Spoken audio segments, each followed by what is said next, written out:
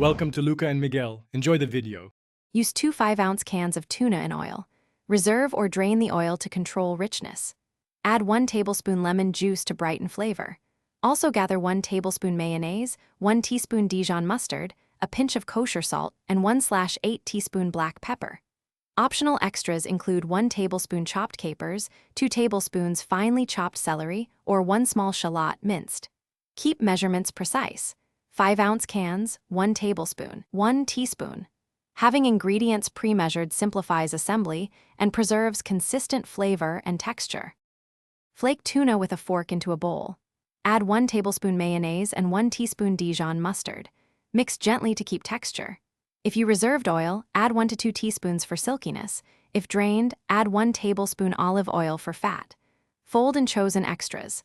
Celery for crunch, capers for saltiness, or herbs for freshness.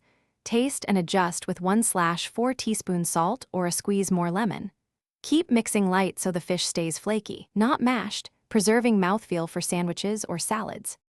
Serve chilled or at room temperature, with crackers or on bread.